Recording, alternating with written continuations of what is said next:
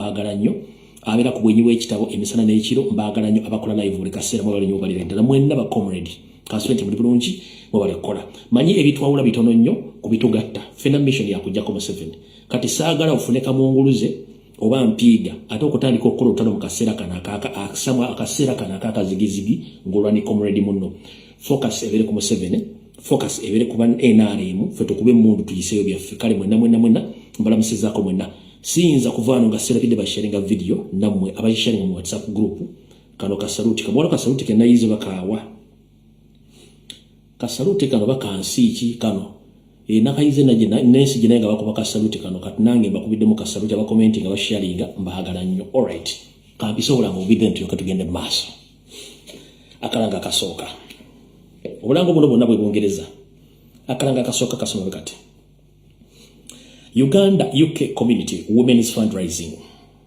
Party Bash, which will take place on 30th August 2025. Music entrance is free. Foods, drinks open at 5 p.m. until 12 a.m. London time. Address 159 Mile End Road, Bethel Green, London E14A2. Come have a family fun day out in East London. For inquiries, please contact the organizer.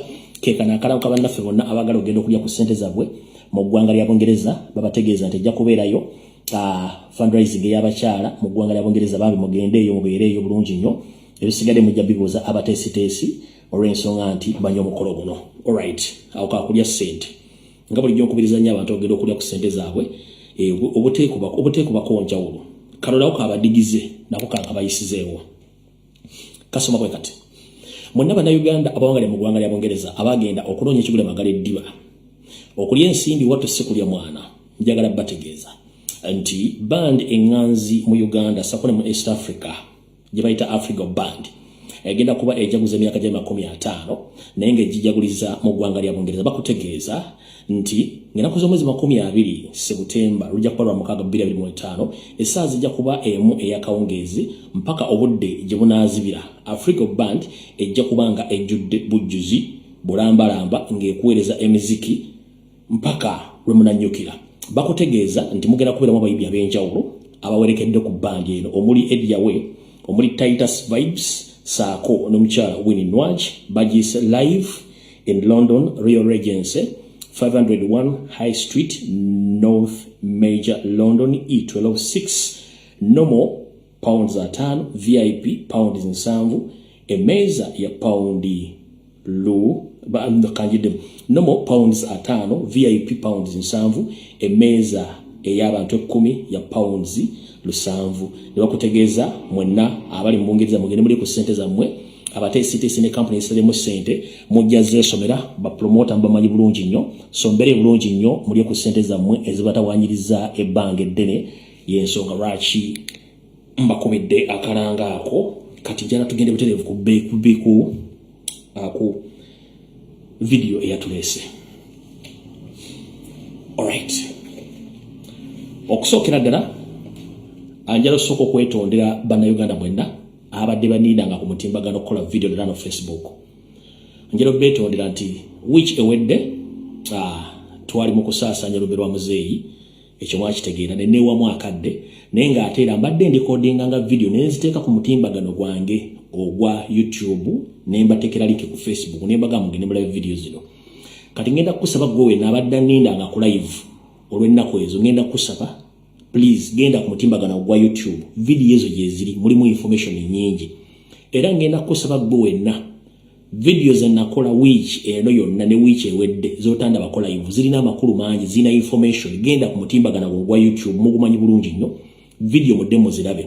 Ekisinga okukwasa ennaku nti omuzungu yatukweka okusoma oba yatukweka okutegeera bw'oba oyagala okulaba omuddugavu obuzibu ebuli muteere ebintu mu buwandiike oba beere mu kitabo tajja kusobola bisoma kuba obudde tabulina naye n'ebyogero bwogezwa mu butambi buno bibalema okutwala obudde okulaki okulaba wabula ne mugenda gundi yakwanyaani ne mugenda eno ebbaala yasumuludde ne mugenda oli yawe muddani ne mugenda simanyi ono yakoze atya ne mugenda ogenda otukola ng'abantu abalaba video bali mu mitwalo bulembuka naye nga information ekwata ku ggwe information ekwata ku baana buwaleke Kampala, information ekwatagana ku ggwanga, ku bice bigenda maaso mu ggwanga ebyo baba mu ttaka, bice bigenda okubeerawo n'ekulema okusharinga adde okulaba. Naye nga mbeera ku video ziri ezitalina mugaso ne mutandika oziraba ne ekyo kyo siiza kibanenya yenkula gye babakozaamu ne babalaga nti mulina okwagala eggwanga lyammwe, mumulowooza eggwanga muli bapangisa. Video etandise mumulowooza mu Uganda muli bapangisa nti muliwo okuba nti nkala ndio wanajja nakubanja ssente nti Museveni eggwanga yalitwala muli bapangisa. Kyobula bakubba ettaka n'oganda ate Museveni nnyamba. Omwana w'eddagala libula mu ddwa n'oganda ate gavumenti ennyamba egenda kuyamba etya nga tomanyi buvunaanyizibwa bwo. Obuvunaanyizibwa butambulira ku ggwe ng'omuntu. Enkyukakyuka etambulira ku ggwe kuba gw'osasula omusolo. N'olw'ensonga eyo kati tubategeeza nti akatambi katandise katukatandike ne security alert ezaaliro ziri 2. Tutandise bwe tute. Mr. President Robert Kyagulanyi Ssentamu mwonna wooli nkulamusizaako sseba kansulenti oli bulungi gye balako gye otusaako engalo. Nga twolekedde akaseera ak'akazigizigi akalaayo kyali. Ndi wano okutegeeza nti mu nteekateeka Namutaayika mutabani wa Museveni gwe bayita Daily Drinking General Muhoozi Kanyarugaba n'ekibinja kye kya SFC saako n'ebitongole omuli Chief of Military Intelligence wadde bagifuula DS saako ne ISO n'abatamanya ngamba abalala batuula bukubiri buli lunaku okulaba buli kibagenda okujjawo na buli kibagenda okukola. Kati njagala President ompulirize bulungi nnyo. 1. Mu meetings abatuulamu bagamba nti they must eliminate you before elections or during the campaign. After eliminating you, they will deal with the rest to control the population. Bagamba bati. Nti bagala kweliminatinga before elections or during the campaign. Boba controlling a cloud. Kubanga bobo sobozi babulina o controlling a cloud. So njagala obeera aware ng'obala movements zo abantu b'otambula nabo na buli kimu ky'okola. Abasajja bano bakubala. Remember nze nagamba openings sina gwe ntya. 70% abantu abamu booli nabo balinkinga information neddayo mu government. Ekyo nja kyogera. 70% abantu b'otambula nabo babobeera nabo gobolooza bali mu inner circle yo balinkinga information neddayo mu state. Wawolaga kikyogenda okukola olinaani oyogedde ki ogambye eki balinkinga information neddayo. So kati njagadde kugamba openings mwe byange byogera kati ng'omusiza Agulesiyani nti munnange weeteeketeeke wetugenda siki si walungi nnyo. Information njagadde ogikuwa nti Muhoozi yasinga otteekamu ekintu kino omuliro ne onkowe Jeno Sali Musalako andanaho saako Jeneti Lwabwogo nyanda ejali wali kifaananyi bamuleetera results kintu kiwedde. So Mr. President njala kutegeeza nkugamba weebereremu abasajja bagamba for them they can control the masses as long as it gubako jeewo. Okitegedde bulungi nnyo kye bakipulaninga before nominations oba mu campaign mwennyini okugiramu awo nga bakubye ne bakojjawo. Eyo security alert yokubiri yino. Kansule kuno Muhoozi kwoli ne famire yammwe yonna. 1. Bannayuganda njala mbere careful nnyo ate mbere very curious nnyo oba mbere bekengeze nnyo ku buli nsonga. 1. Mulaba Jeno abaawumuzibwa n'amadaala agaddako wansi. Omwali ne Jeno Eweru ne Jeno Katumba Mbala n'abalala. Mwalabyeko ne Jeno omwe yafudde abadde training amagye. Oyo si yekka. Mweyo military training wing eri abagenda okufaayo abalala. Bakikola bakendeeza nnamba yaabo abasirikale abaagala abasirikale bajjira bakulu abaagala abasirikale bajja mpola. So njala Mr. President ompulirize bulungi nnyo n'abantu bengenda okumenya. Major General Erwelu Peter Erwelu, whenever you are, listen to my video today. General Katumba Wamala eno last warning yange muganda wange. Siku meeting angako nkulanga muna Uganda njagala ompulirize. Neba Jeno mwe nabawumula. Ne Mr. President owuliriza bulungi nnyo. Enteekateeka y'okuwummuza bajjena abo yali mu program nga baagala eliminating one by one. in the process. Wabula, Museveni akimanyi nti batuula ebbali ng'abadde anti his son. Kitegeeza abeeraliikirira. Kati kye baakoze, Museveni Salimu Sale ne mutabani we n'ebitongole muli CMA ne ISO.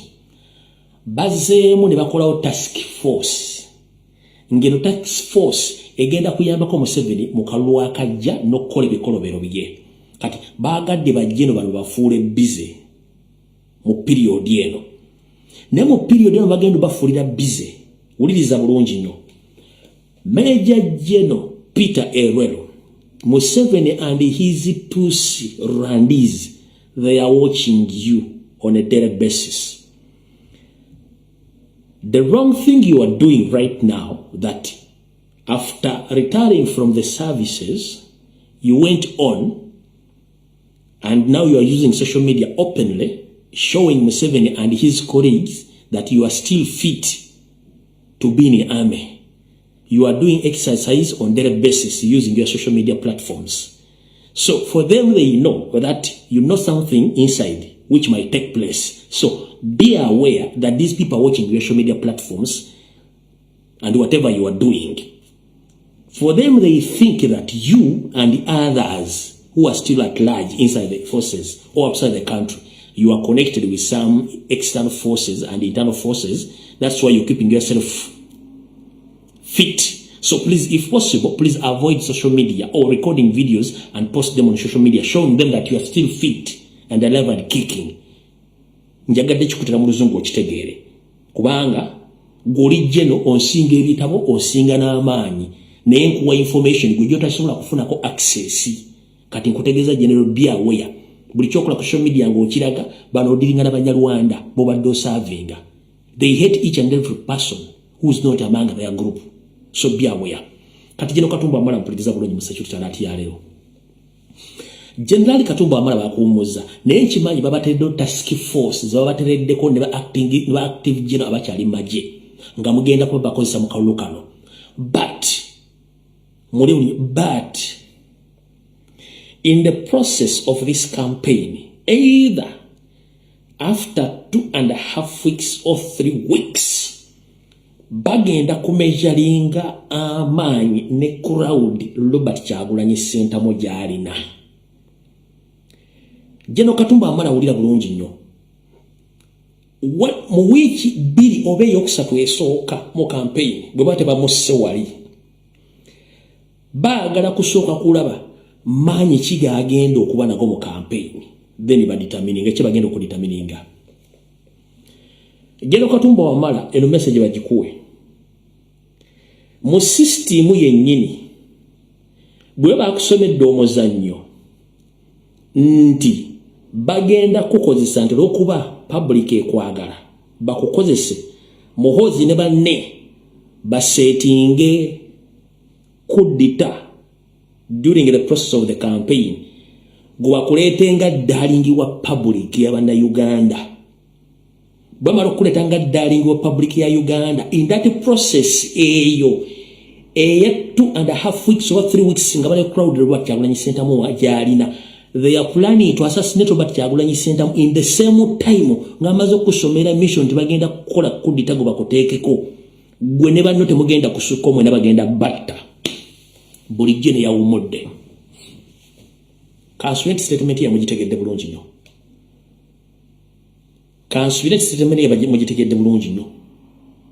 Bana abasajja balina mbagani muddemu videos ezo nazenkoze wiiki eri ne wiiki eno kweziri ku YouTube. Ensonga lwaki teziri ku Facebook, tubaga Facebook tekyalina data keepinga videos ezo. Video Facebook ezidelitinga ofe ne batuga tuzidelitingeyo. Ne tuziteeka ku Facebook, tuziteeka ku YouTube. TikTok tesobola kuwa video namba gy'okoze tebeerayo. So the only safe way to keep our videos ebeera YouTube. Kubanga jezi dikebere ya sema kitu nkebera saa 2 TikTok sobola kuwa video saawe mu saa 2 ne bojikola live ku TikTok oluvako botu befifyu toda mukola video kujja ko ngoli agisaze mu obutunde magiri posting then you can access it, but if not that tosobola kufuna video naba ku Facebook TikTok mu kitegedde bulungi nnyo. Kati mukulu Katumba Wamala manyi bateeko kuba bakutuukiridde dda okusomera emboozi zino abali mu system bennyini nga bapulaninga kudita naye nga bamaze okwassassinatinga president mu kalulu akajja kano bwamala okujjawo Kyagulanyi naawe kennyini bagenda kujjawo naye nga Museveni buli kimu akimanyi era ajja kwefula nti bamuwambye ompulira bulungi ne bajja n'abasinga awo omugenda okulusuulira mu Akaba naddala bawummuzibwa. Do you copy that? Security alert bbiri ezibaddewo olwaleero era njagala kuzikomekkereza ntandika information eyandeese.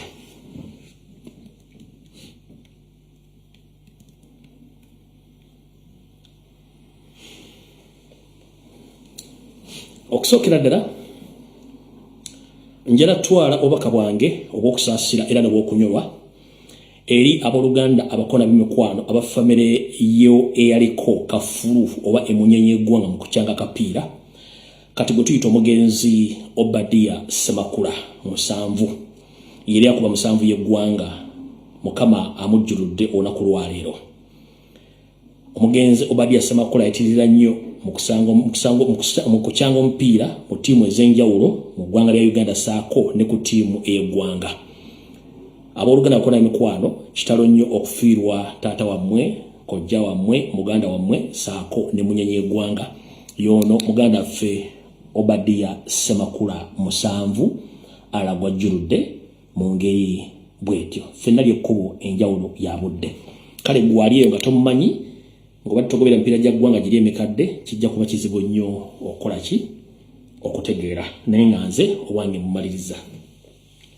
Alright, katusooke tudde wano akatambi butongole katandise. Abakulembeze ba National Platform balooya n'abala mwenna ne bakomera limwe nabadde bagende Masaka akola ku bakomera bafe basibiddwa mu makomera njagala bategeeza nti baganda bafaabo bacha babuzaabuza okuba bbeero n'okukola kinga bwe kyabadde wabula omusajja eyasembeyo okusoma ebiwandiiko ebyavudde mu kusalawo kwa jjaaji munne owa High Court n'agamba tasobola kuwa abakomredi bbeero mbulwokuba babulabe ennyo eri bannamawulire. Omwami ono tumukozeko profile mugenda kutya omwami tumukozeko profile. Omwami ono yono mwena abadde mu kooti e Masaka yono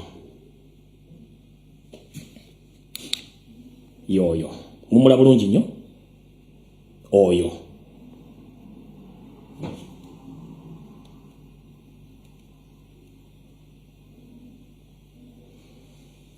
yoyo mula bulungi nnyo. Kati omwami oyo amannya ge ye Solomoni Toroko yamanya ge ye Solomoni Toroko. Kati Solomoni Toroko ye mulamuzi eyasomye ensala nga agamba tasobola kuwa Edimutwe akireo Kivumbi Smart wa Bobby ne bakomedi abala okuba bailo tebagenda kuba babulabe nnyo mu eri bannamawulire. Njala bategeeza Simon Toroko byasomye si bibye byasomye byavudde wa Nyandi Yosoferi si bibye wabula ekisinga okwewuunyisa abadde mu Kampala nga mukulidde mu Kampala Central nga mubaddeko ku Central Division mubaddeko ku district waggulu wa meya watula Lukwago. Omwami ono si Munnayuganda. Simon Toroko musajja mu South Sudan era mu Uganda yajjanga refugee. Omwami ono ne mwala byasoma ebintu byasoma si Munnayuganda mu Uganda yajjanga refugee. Simon Toroko musajja mu South Sudan si Munnayuganda ne kati yafuuka Munnayuganda olw'ensonga nti mu Uganda bwe mutasobola okufuuka kyayagala wabula emirimu gye abagenda okunjulira nga mwaliko abatembeyi mu Kampala. Simon Toroko yabeerangawo nnyo ku City Wall nga buloka nti singa balina omuntu gwe bakutte mu Kampala bamutembeyi buki nga tebannamutwala mu kooti ono yabuloka nga wakati w'ekkooti ne City Council n'abakutte. Bwe yavaawo n'ayingira Kampala Capital City Authority n'afuuka owa enforcement bana bakwata abantu ku makuba bakwata abatembeyi naye nga naturally omusajja ono si Munnayuganda musajja mu Southern Sudan yajjanga refugee Simon Toroko.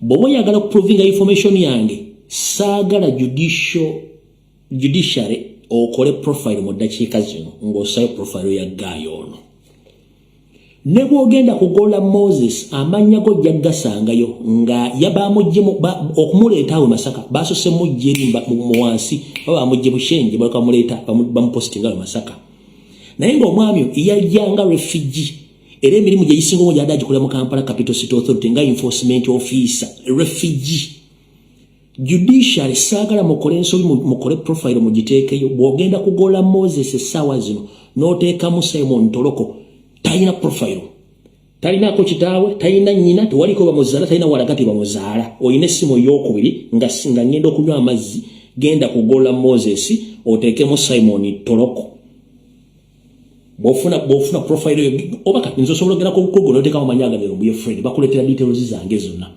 genda ku Google oteeke mu Simon Toloko bosanga details zonna yes bagenda kuletera nti mulamuzi yasoka kubeera mulamuzi wa kooti esookerwako kali bamutadde mu high court nenga simu na Uganda he came as a refugee era emimu gisinga yali agikulira ku Kampala Capital City Authority nga enforcement officer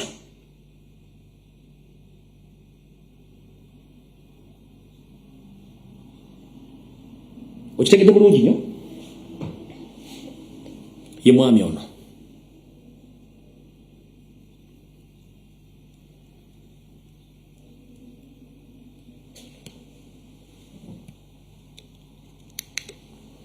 wala bulungi yoyo musajja yajjanga refugee bwe Museveni bakozesa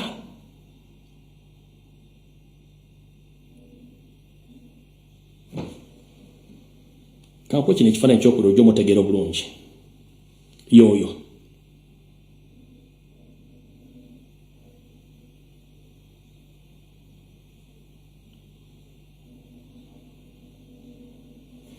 ndozo tegedde bulungi nnyo yoyo mwami Simon Toloko eyasomye ruling eyo olwokuba simu na Uganda yajjanga refugee nakola ku Stewolo nga law enforcement officer kati nozagenda nasoma sinza mwezi nti yasoma yagenda nasoma Museveni bayagala okukozesa so yoyo Simon Toloko yabadde musango ogwo njagadde muyisa mutegere bulungi nnyo mutegere ensonga ezo gemmalo zitegeera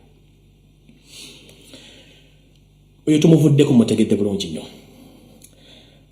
bwe nabadde mbwasa kyutalati ku lunaku olwokusatu we nabasomedde nti ekibiina kya Mwanga Magatte saako ne ba international delegates abadde balina okujja okukebera ekitongole kya Chieftains of Military Intelligence ekya Semoyo okukebera abantu abatulugunyizibwa ne mbagamba nti bano bwe babagenda tebalaga nti bagenda ne mbagamba nti bwe bagenda bwe bategeeza abasajja bali beetegeka ne bajjawo abantu abo ne babalaga ebitundu bire watali bantu abo ne bagamba nti abantu bali mu basement abantu baffe n'abalala battibwa nabasuubiza nti ngenda kuleeta omukyalo oyo akolanga controller oba tour guide akontrolinga abagenyi bonna abazze okulaba ekibikulwa ku Seemwayi nabagamba ngenda kuleeta ekifaananyi kye bamuyita Monolisa Nowe akola ku Seemwayi amazeewo emyaka egisukka 25 nga Museveni yamuteekawo nga ye olwabawo ekintu kyonna oba UN wa International Criminal Court banga bazze kufuna okukola survey yabeeranga abali mu control abalambuza buli kimu n'okubabulayo bayina okulaga yatandikira wali ekittante ku Seemwayi ng'ekyali wali ekittante ng'emulaga omujjukirawo kati sudiro bayazimbawo kiki we yatandikira bamuweera omulimu omukyalo ono y'ono nabagambye nze sikusuubiza ne sikuleetera yoyo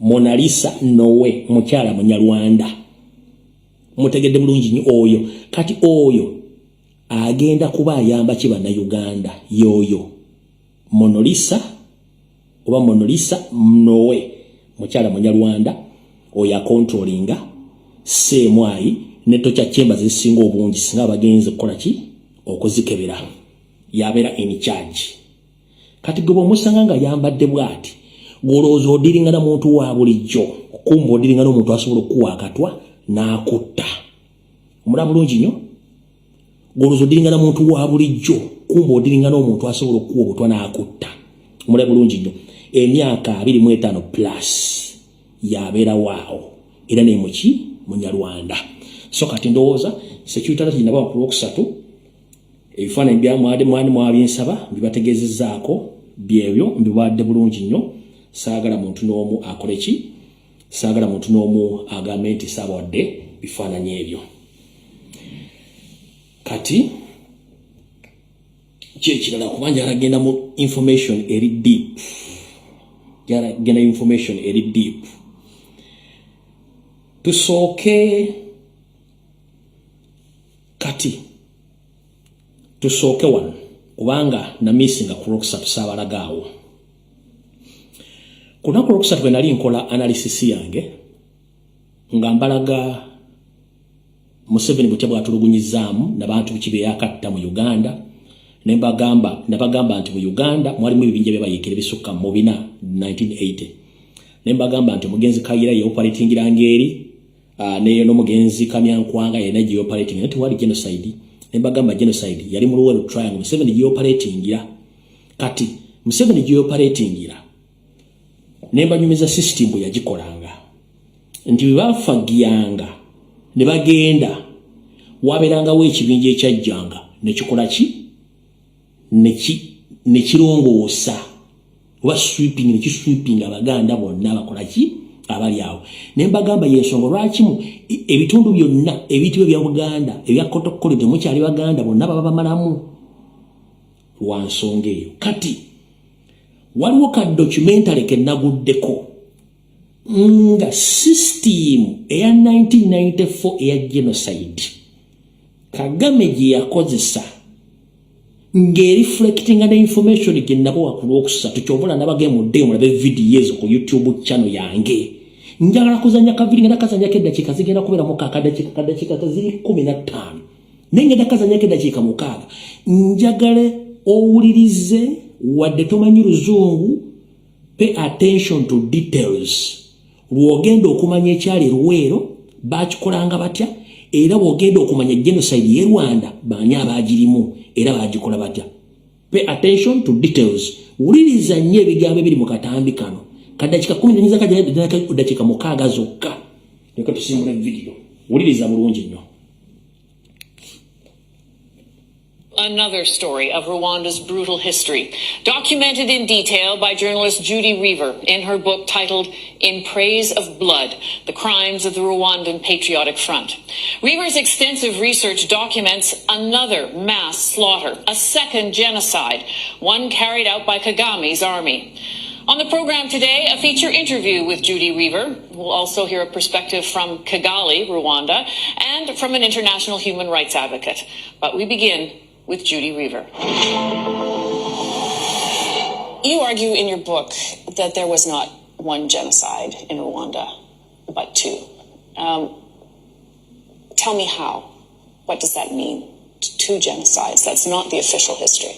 What I tell in my book is after the Hutu president, Habyarimana, was assassinated,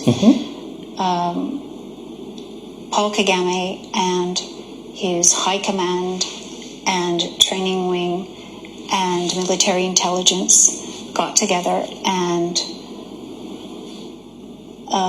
sent out in the field groups of mobile forces. They did this clandestinely, and they started in the north where they were already present and in areas they had already seized, and they quickly proceeded to go down the eastern flank of the country to the south and then back up. April, as soon as the plane crash occurred, they seized territory rapidly, and behind the front, these mobile forces operated. What they did was they called Hutu peasants and Hutu community leaders to meetings. They would lure them, put them on buses. They took these people to mainly a place called Akagera Park, and they shot them and burnt the bodies there. So this was an elaborate scheme that was hard to see because, quite frankly, journalists were not in those areas. So while the genocide was being perpetrated against the Tutsis, and the numbers ranged between 500,000 and 1 million Tutsis being killed, you're saying the same genocide was being carried out against the Hutus themselves by the so-called leader of the victims of the genocide. Yes. Leader of the victims that's contentious, or I might disagree with that, but yes, that's what was happening. Certainly Tutsis were targeted systematically in zones that were controlled by Hutu elements, and they were systematically targeted mainly by Hutu militias. So there's no doubt that there was a genocide against Tutsis. The hidden violence, the violence that most people did not realize was happening in those zones that were controlled quite quickly by the Rwandan Patriotic Front and its army. By Kagame's army. Absolutely.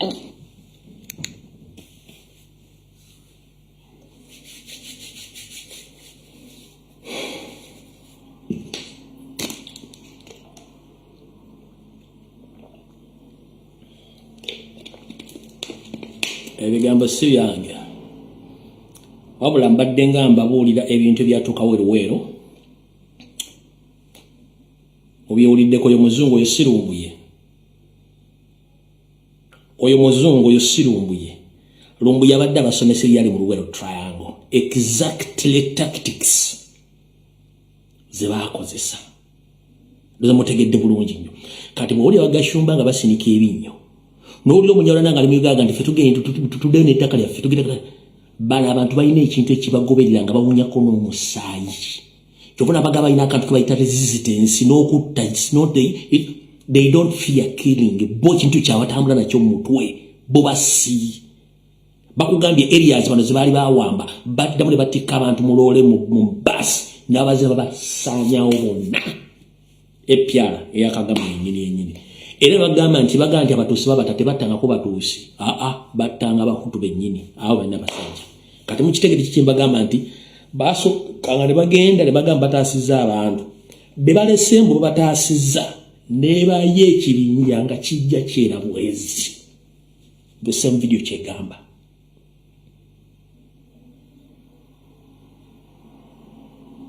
Okitegedde butegeezi. Yensonga lwaki buli ewali Omunyarwanda pure ebigambo biri nja kutta. Bebintu byakutta batambula n'ebisirani bo ekintu kyawe kyakutta.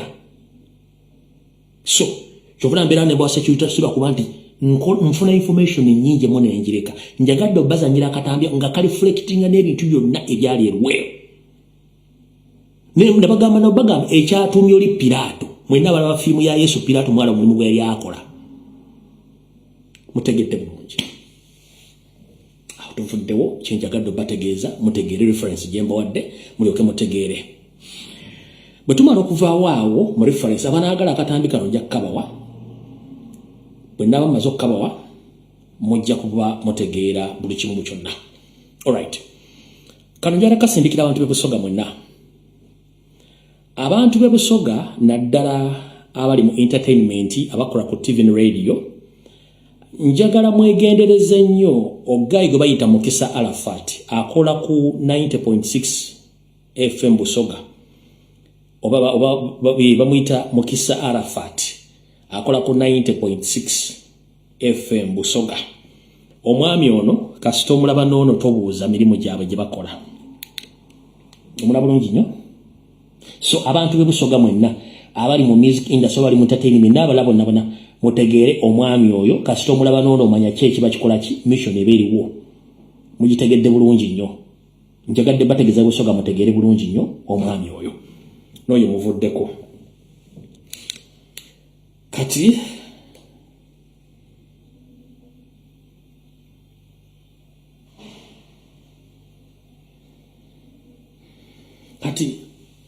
okumanya abantu bano babi mwalabeka video oba mwalabaka video president byashalirako kati omugenzi Alexandrius Marinos omwana n'akaaba n'ennyina n'akaaba akatambika abasajja bakalabanga mu semo mu SFC nga they are very happy including Muhoozi nga ali happy. In fact guy eyasiiga Marinos obulwadde n'abaamu ku obutwa secretary muhozi yabakozizza nenga akatambi kengendo bazanyi omwana Marino singo bulumi butaafa kali mbajasi ba SFC na dala group y'abanyarwanda. They are very happy era basajja bakola ebikolobero ku mwana ono muhozi yabakozizza nabagamba they are hero in his revolution.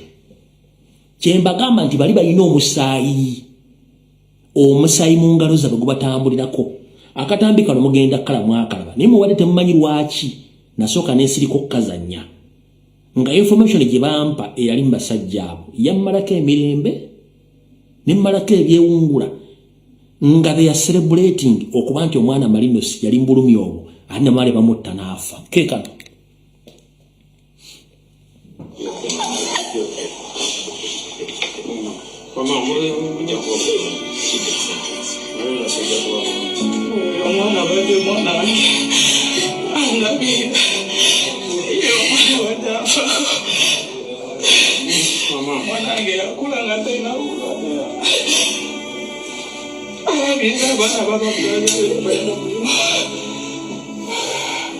Mama, tija kuhita moyo na.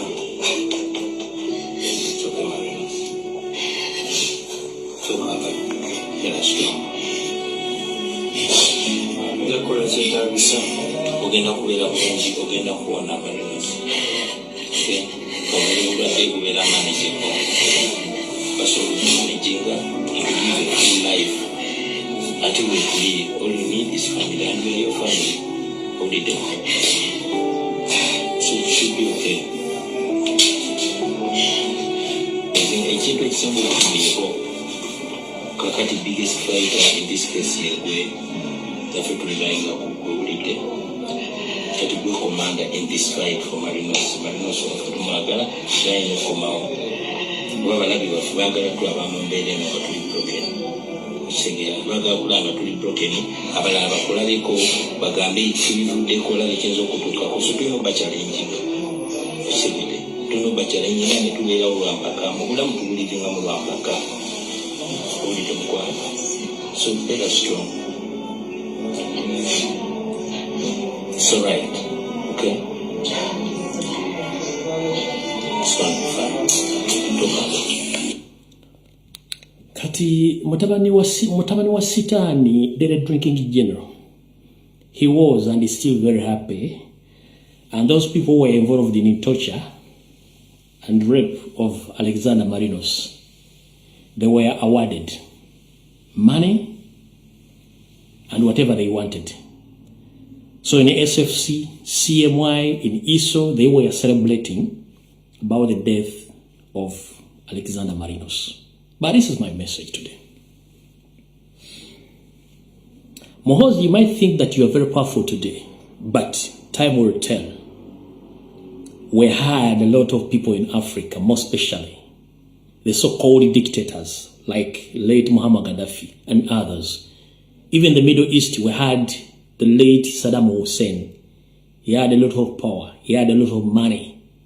But he's nowhere to be seen. You have kids. You have friends. You have families. They are all over the country. They are all over the world. And the world knows. Time is going to come when nobody is going to forgive you. Because as we speak right now, you and your father, you think that you won and you took over the country. You have the power of killing, torture, and assassinate whoever you think you like. But time is in the corner coming. You will face the wrath from the Ugandans, and no one is going to forgive you, including your children, your grandchildren, including your father, your sisters. Because as we speak right now, among your sisters, she's a priest. But if I may ask, guys, do you sit and eat knowing that there are some indigenous Ugandans in safe houses on torture chambers who are killed and buried? And it gives a lot of headache and time for their families to look for those people. And they are nowhere to be seen. But you're very happy whenever you are eating, dancing, enjoying when other people are suffering of the same color on the same continent?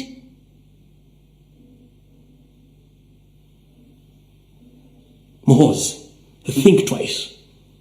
You might think that you are very powerful, but you are not, because you have guns surrounding you and bodyguards. But time will tell, and you will pay heavily in dollars. And time is in corner. Think twice before you torture or kidnapping Ugandans. You are the spearhead of all people in security agencies, including your uncle Salim Sai, you yourself Muhoozi, your uncle Kahanga Mohanga, plus your father Museveni, who orders the assassinate, the killings which are taking place in Uganda, and the kidnaps. History doesn't lie, whereby when any regime reaches at 4 decades, anything can happen anytime. And we have history, and history is about to happen. But don't at any time ask for forgiveness, because for you failed to forgive the innocent Ugandans who practiced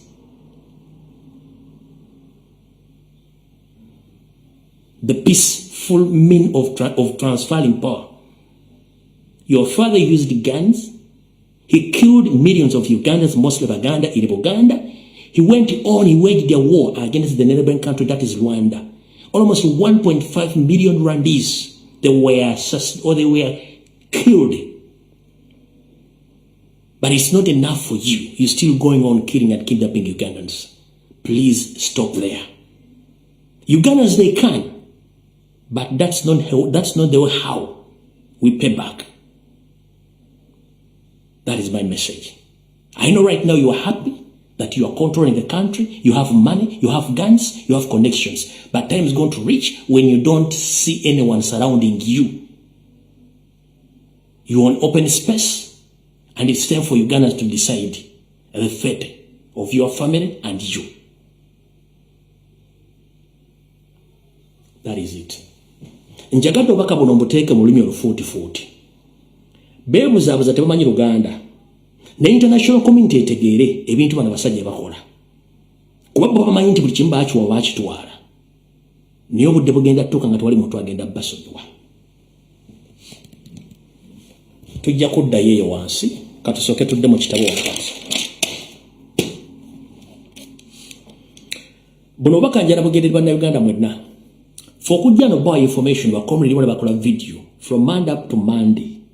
Weekly, monthly, yearly, kana ujigenda kola myaka 6. Siro akumate tunebye kukola tubirina, but mwefudde nnyo abatayagala kumanya. Mukimanyi bulungi nnyo wetwogerera essaawa zino nti buli muntu ali mu Uganda nga si Munnayuganda, most especially the Rwandese origin, abantu abava e Rwanda. Bonna katwotogera buli family ekitone nnyo limu emmundu emu ku bbiri ekitone nnyo, they are ready to strike any time. But they forgot that we are the Ugandans. We have nowhere to go. We stay in Uganda. For them, they will be fighting, trying to leave that country. Ekyagadde kibategeeza mukitegeere bulungi nnyo. Kati tugenze mu information entuufu eriwo olwaleero. Mr. President ngaba nakutegeeza ku Rocksat mu security alert, njagadde okukatiriza ekintu kino.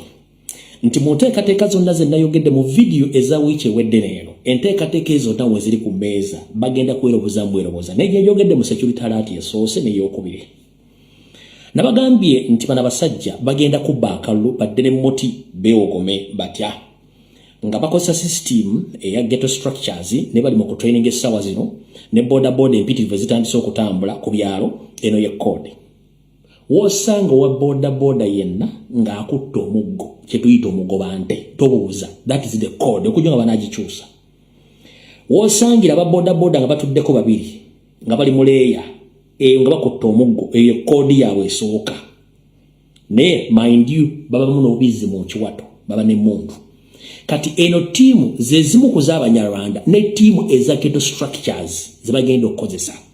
nga timu zino zigenda nga ziwamba DRC form ku polling station okwetola eggwanga lyonna nga bamumotolingi wa polisi n'amagye n'ebinja by'abatemu kati kino bagenda nga babba DRC forms nga bakuba abantu nga bali ku boda kino NRM bakkiriziganya nakyo naye nga kino kigenda kuba kikulibwa Christopher Namawulire ne musajja we kati gwe bayita Emma kuteesa gonna bagaluli bibagenda okubanga bakomandinga ekibinja kino era nga bakikiriziganyizako ekifandinga bagenda kubakola effujjiri so njagadde mutegeere ebintu ebyo bulungi nnyo kati muwulirize bulungi nnyo bannayuganda buli omu waali. Mr. President, abakulembeze ba National Platform mwenna mumpulirize bulungi nnyo bannayuganda ebyange mbyogera kati ng'omusizi agulesi ante ngenda kulirako bantu bange ennaku z'omwezi 24 omwezi ogw'omunana 2025 Kasubirenti Didi drinking general kuoli ne mu kitaawo Nyando Yosoferiti bahabulota basira mutabane wa Kaleje ensente tuzizede nsanga bisibe na nyine kabuyonje etambula saako kyamani wakachako byokulonda omukulu Simon Byabakama whatever it is kubanga you rigged the previous elections not wala obuyinza bwaffe so I have all the mandates of calling you any other name so the chairman of Electoral Commission, Simon Byabakama, here is your message. Mr. President, uliza bulungi nnyo. Kansoke malo basomesa ekintu kino mukitegeere bulungi nnyo. Mukimanyi bulungi nnyo nti akalwa akawedde oba kansoke basomesa kino. Ekitongole kya Uganda Electoral Commission kirina abalonzi bali wakati wa miliyoni bagamba nti bawandisa miliyoni 19 kwabiri awo sibwe kiri nti naye abalonzi abalonda ku lunaku lw'okulonda bali wakati wa miliyoni 8 naye nga abantu beewandiisa mu kulonda nga balonzi beewandiisa registered voters kati if they are registered voters njala kubuuza buchanga tuva mu kalulu kali Electoral Commission yali etadde entera zayo negamba bagenda kuwandika balonzi bapya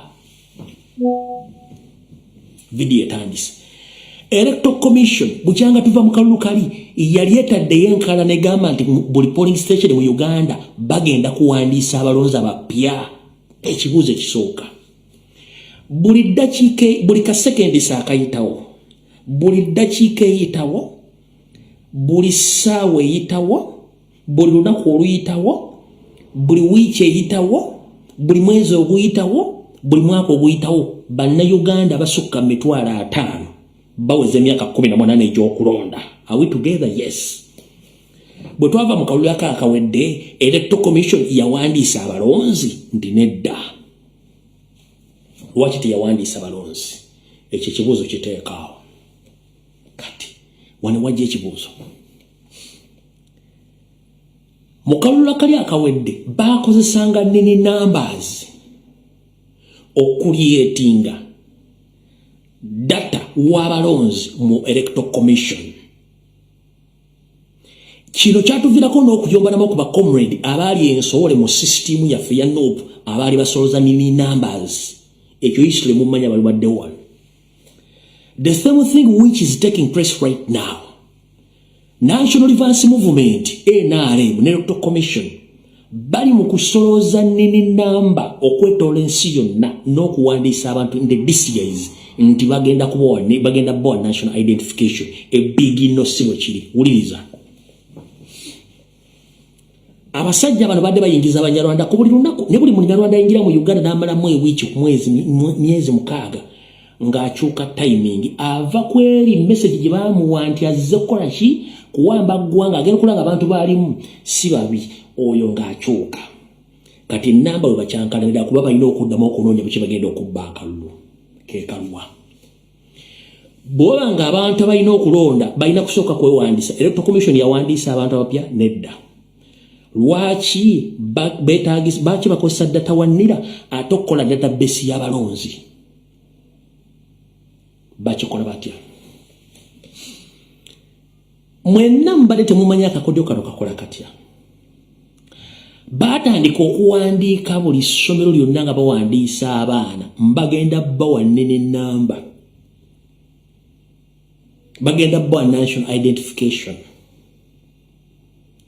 naye nga national identification bagenda obbawa buli mwana gwe baregistering bamutuma nini namba ya taata we ne ya maama we nini namba ya taata link ku baana bazaala omuwendo gwabwe oba do you copy that eno video obongo obutono sooka ogireke baatumanga abaana ku masomero baga abaana bagenda baregistering era baregisteringa bangi mu masomero naye nga buli mwana gwe baregisteringa ne bagenda muwa national identification bamutuma nini namba ya taata ne ya maama kati omwana bamala omuregisteringa already bafunye nini namba do you copy that kati mukumuregisteringa babeetaga nini namba ya taata eno eri linkiti ku baana abalala bazaala n'abaana bazaala nabo balina national identification card kitegeeza nti omwana nali mu ssomero bwe bamuregisteringa ne bakozesa nini namba ya maama we ne ya taata we kitegeeza family ebyo bange erimu abantu abawera 6 abalala kitegeeza already Museveni abafunye obulumu 8 mu system yaabwe yekyamwe gye badde temumanyi mu system yaabwe gye badde bakozesa nga kuno kwebali kati essaawa zino buli omu atandise okutya kubanga information eri deep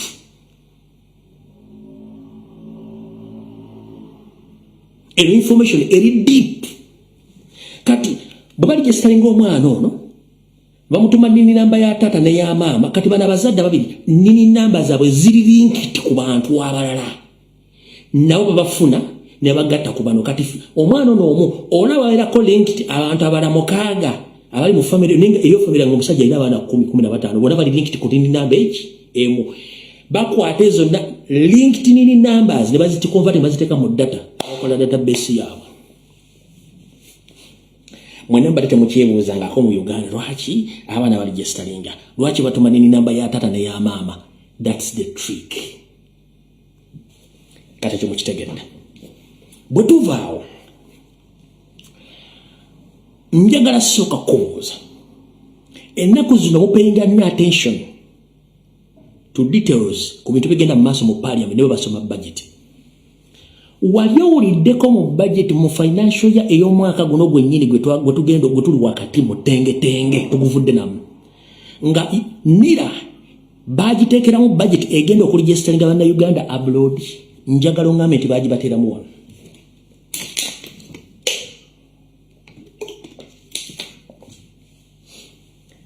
nira mu budget gye bagiwa ey'omwaka guno n'ogujja mwawulyamu nti bataddemu budget ya kusoma ya kugenda abroad kuregisteringa abantu bali obwa nini numbers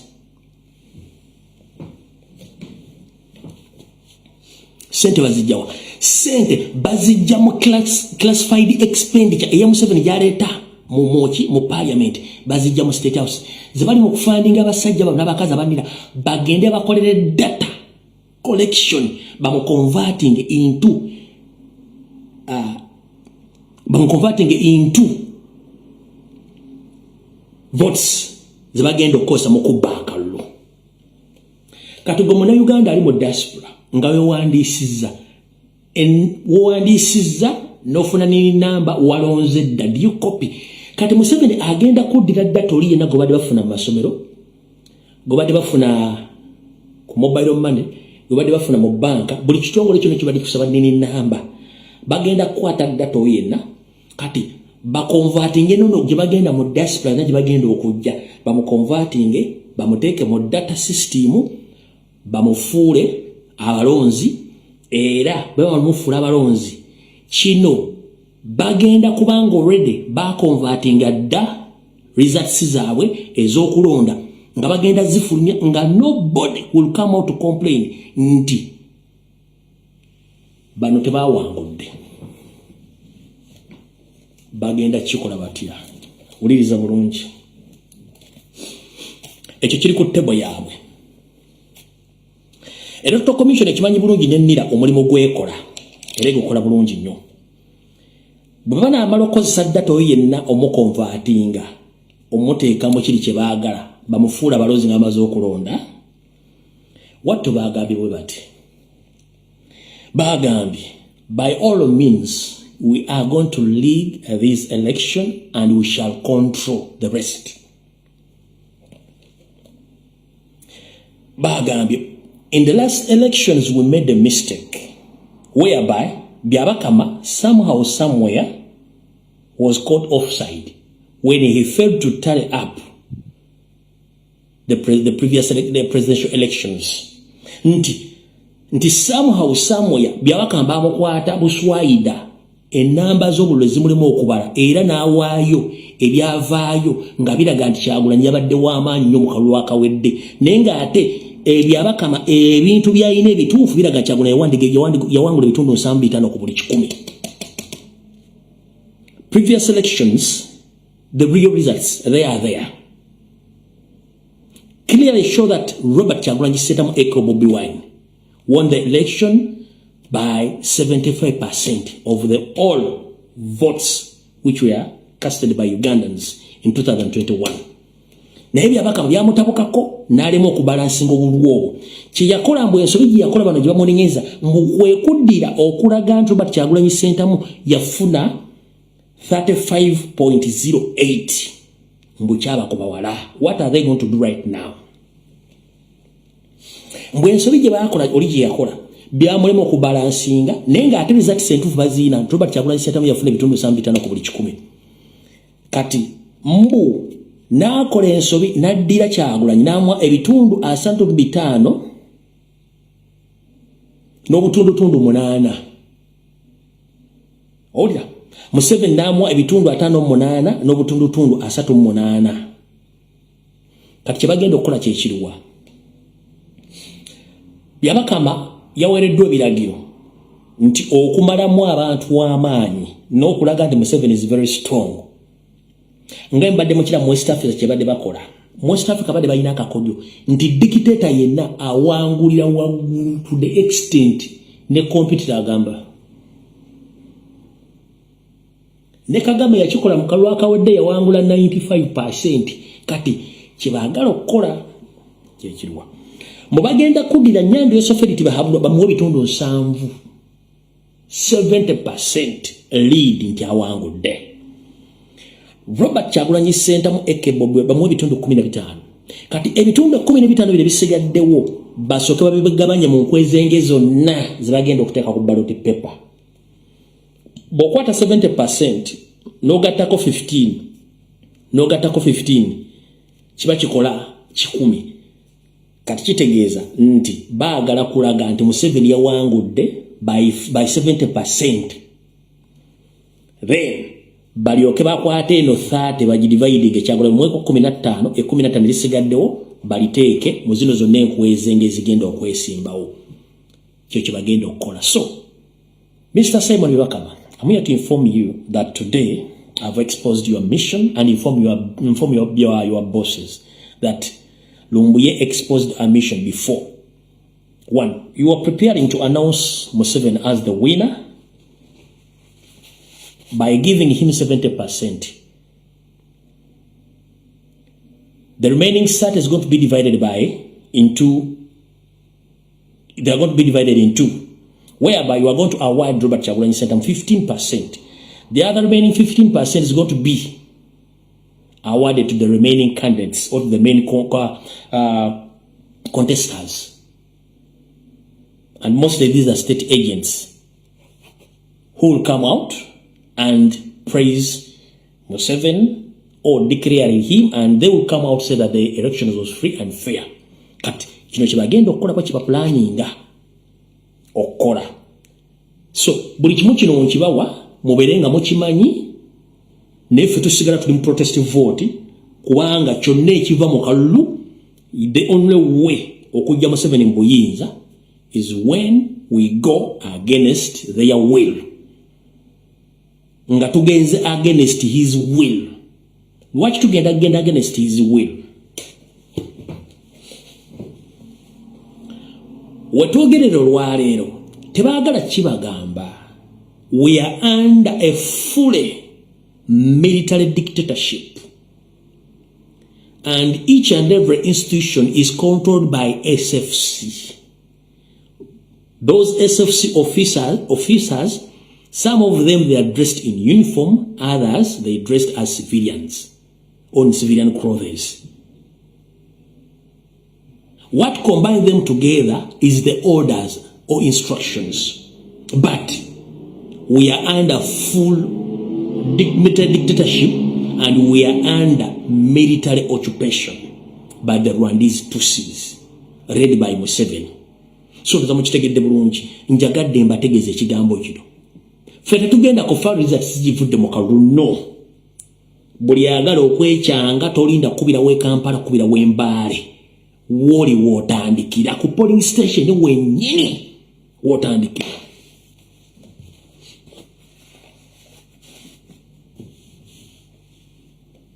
Tobuuza be Kampala, tobuuza be Mpigi, tobuuza be Mukono, tobuuza be Mbale, tobuuza be Mbalala wennyini ku polling station wotandikira.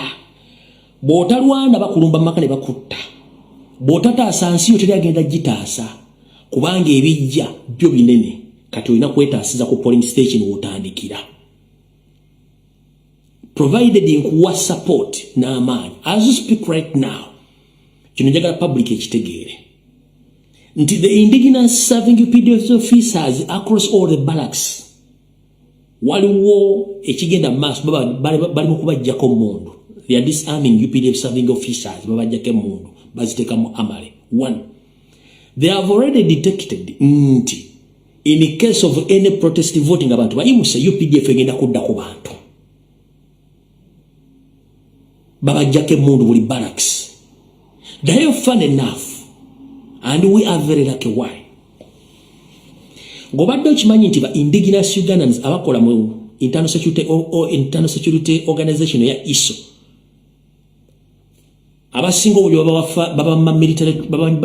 further military training olwokuba ba indigenous ne basindika abakabano abali mu same ya indigenous baba bamemisaala tebabakuza tebatola ku training babeerawo the same approach ku UPDF further training bazitola ko banyarwanda bibongeze emisolo kyekiri mu police aba police tebayina sente tebayina basula abaana babe tebasoma tebalya so kiri mu military kiri mu SFC bali bulungi eri abali obulungi ora kiri mu prison kiri mu police kiri mu bitongole ebiketta omuli ekya semwa ina ekya iso ba indigenous tebabasasula ate babatwala ku further training batwala bakabano bokka era tebabesiga.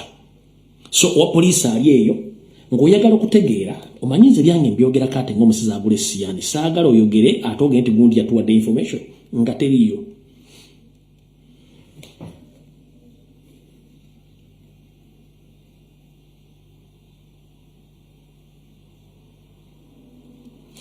Onomujjukira mwenna onomujjukira. We have about 80% of police officers nga tebalina na kyakulya awaka naye nga ali ku mulimu. Ali ku mulimu. Omwana we tagenze ku ssomero ali ku mulimu. Mukyala we ali lubuto tamanyina wakujja ssente naye ali ku gaadi.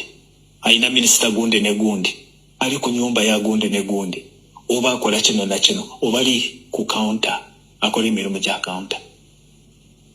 Zendowoza, I need to be convinced if there are many people who are more patriotic than people in these security services. Sikyogedderwa kuba waliwo kamere naye nze nabeera nabo. Nze nabeera obalaba. They really have concerns, but they are working. Naye omuntu omu nga bw'omugamba ennyanya embi olunyanya lumu lusobola okukola ki? Okubuuza ekisero. Abaganda temugamba tomuli amamba naweeroganya ekika kyonna. So abo nabo mwebali tosobola kubeera ne force y'abantu almost 4,000 nga toyina abo nga tobayina abayingira okutuukiriza ebyabwe bo ng'abantu. Nkakuddiremu oli abaganda beffe babonaabona abakola mu semwayi ba indigenous abakola mu iso ba indigenous tebabatwala further training obasasula misaala gyabwe ekiri mu police kitokota sikisaanikire tebalina misaala omusajja 80% kati 20% ebagamba noogo 20% bebo basula bulungi balya bulungi omusala gwe bagufuna ate bali ku mayinja bwe batambudde eggwanga lyonna ebitundu 80 ku buli 100 baganda baffe nkakoddiremu. We have about 80% of police officers nga tebalina na kyakulya awaka naye nga ali ku mulimo. Ali ku mulimo. Omwana we tagenze ku ssomero ali ku mulimo. Mukyala we ali lubuto tamanyina wakujja ssente naye ali ku gaadi. Ayina minisita gunde ne gundi ali ku nyumba ya gunde ne gundi oba akola kino na kino oba ali ku counter akola emirimu gya counter.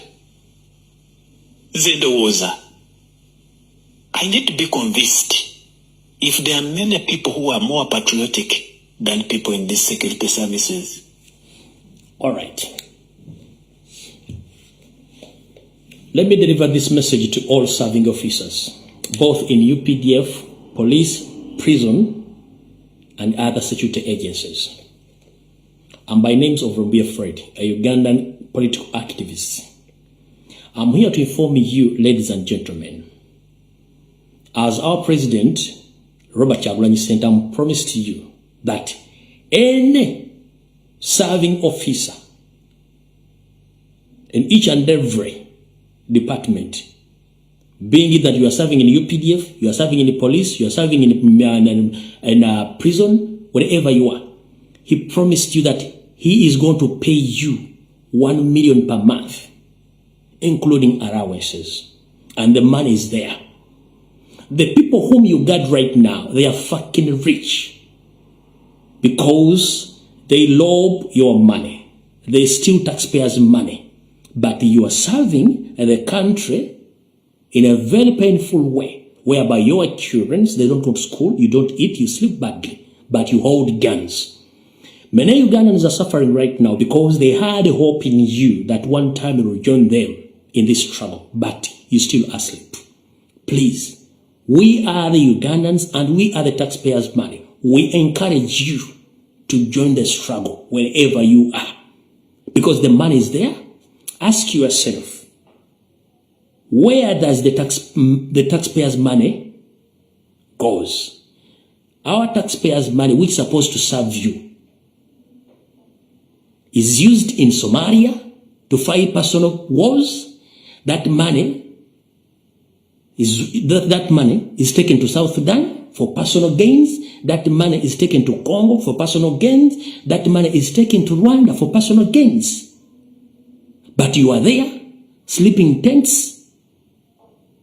Ask yourself, will your children be competitive with the children of those people who are serving in SFC and those people in the government? Will your children be in the same level than those ones whom you are protecting? Imagine the person who leads you in police is not a Ugandan. Imagine all DPCs across the country, they are not Ugandans, these are Rwandese.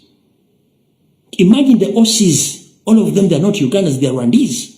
What happened to you? Please wake up before it's too late. The indigenous serving EPD officers, prison wardens, and other security operatives, wake up.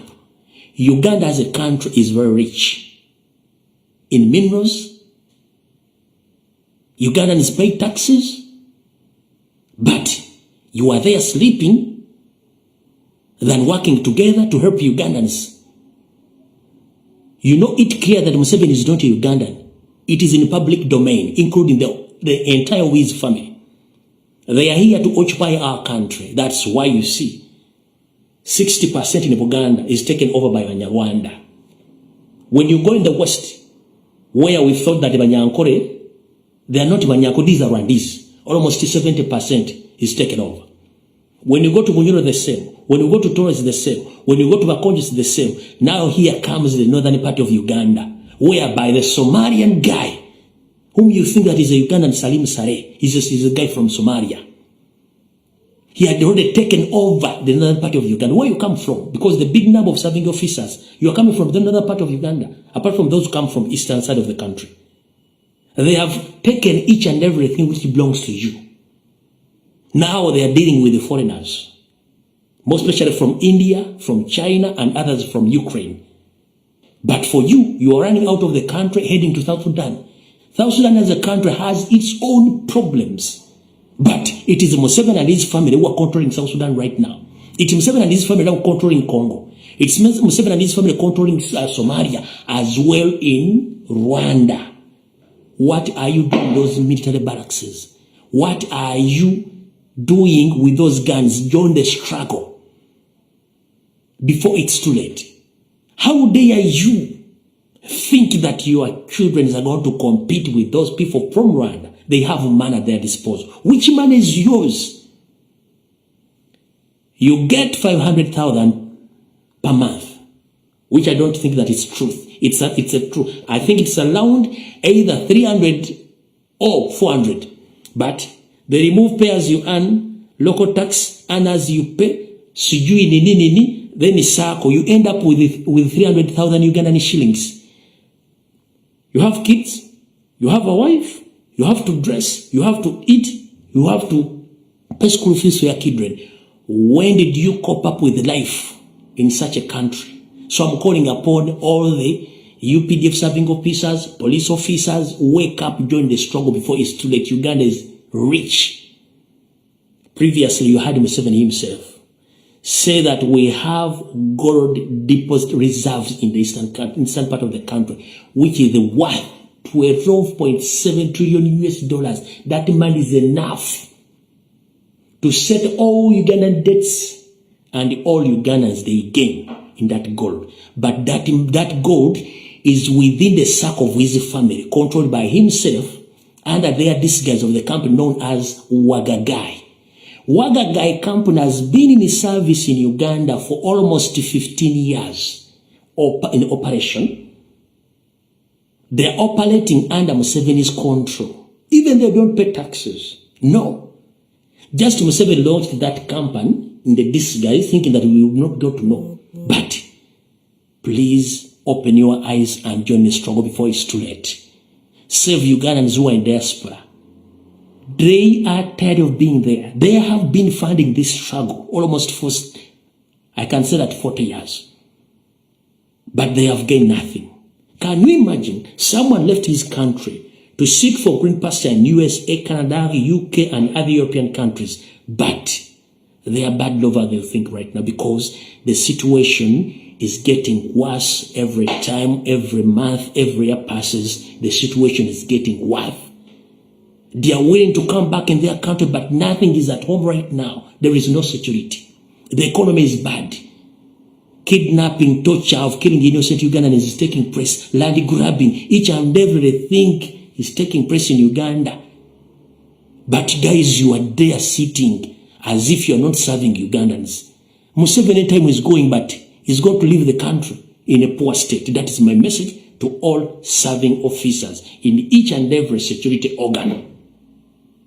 Wake up. Out of the door. Tubadde tukyali katabo kano nga tetunagenda walawo natuba tukyali katabo kano mbabuulidde biri ebyokulonda ababoda biki byonna bagenda okukola mbabuulidde electoral commission byegenda okukola bitegedde bulungi nnyo kati munansonyiwamu njagadde okukozesaamu muli fuutifuuti lwensobola olwa P1B oluzungu lwenjogedde lwa P1B pure si lwa PhD saagala kumanya njogedde lwa P1B naye njagadde ndibaddire mu Luganda. Kampuni gye mwalabye Museveni gye yagambye nti yegenda osima gold wa Uganda gye bayita Wagagai Gold Mine Company. Kampuni eyo ebadde mu Uganda emyaka emirala 15 ebadde ekola naye ng'erina tax exemption nga tebasasula misolo nga basima gold wa Uganda nga bamutwala. Kati kino kye yakoze ekyoga nti agironkinze yalonkinze bizinensi ye nenga bizinensi eno already yagiwanga aba China n'abayindi so si bana Uganda. mukitegedde bulungi nnyo kati bwe yalonkinze kampuni eno tabasiruwaza nti kampuni yagironskinze jjo ebaddeyo ng'ekola for 15 years ng'epolatinga ekola etwala golodi wa Uganda kati zino zibagambye nti tani babagambye nti golodi ali mu Eastern ali worth 12.7 trillion US dollars ezo sente zimala bulungi nnyo eggwanga mu myaka 10 soka weebuuze baba waye bintu bya Uganda byonna babayira kuyita mu parliament bayiseko mu parliament balochinga business eyo no babulideko parliament golodi ali mu Uganda no bwe bava ku byamafuta baddaluddawa bakyayogera ku byamafuta nedda lwaki kubanga Museveni yagula private company he owned a private company called Uganda which Uganda is run by Museveni genetic Muhozi Rwabogo and Salimu Sale kampuni zonna zemula munnamanve zemula baludda zonna za Museveni banne ate zonna teziwa musolo kati kino kankibagambe kibalume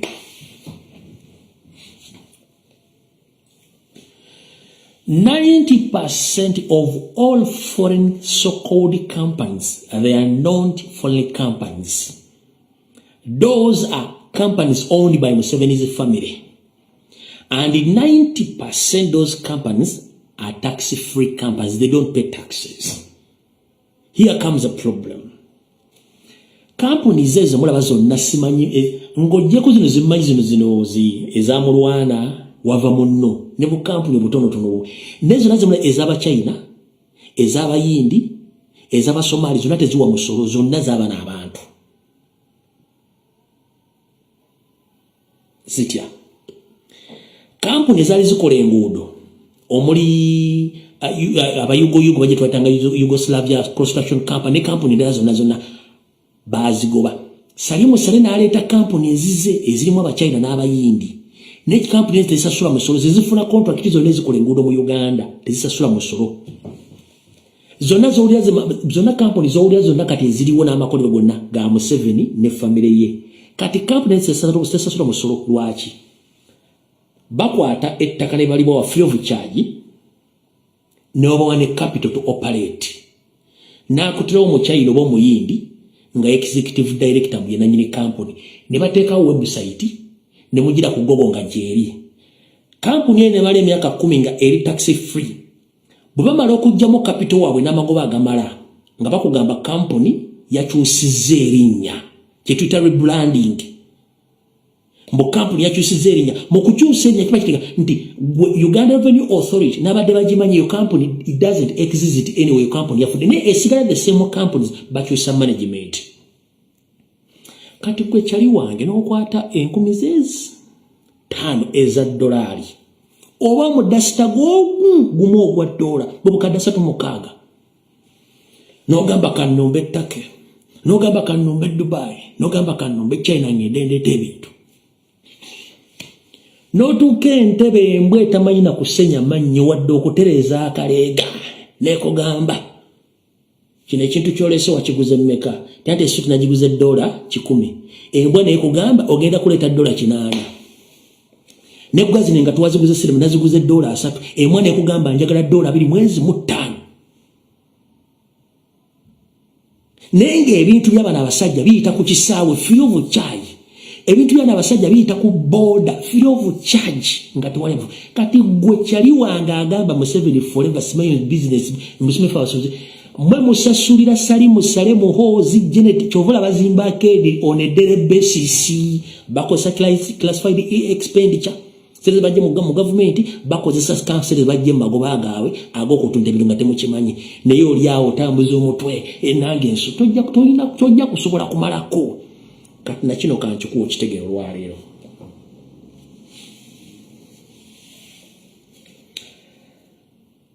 so kemala okukakkana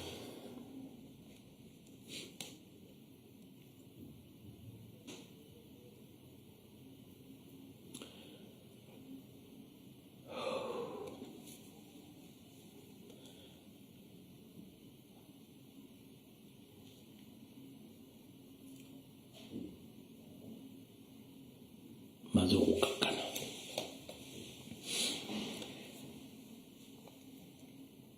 mpozi nabagamba nti nze banakola analysis ya nabaga nti mwana Subiri batamotte ya analysis je nakola good enough ne Subiri akimanyi kati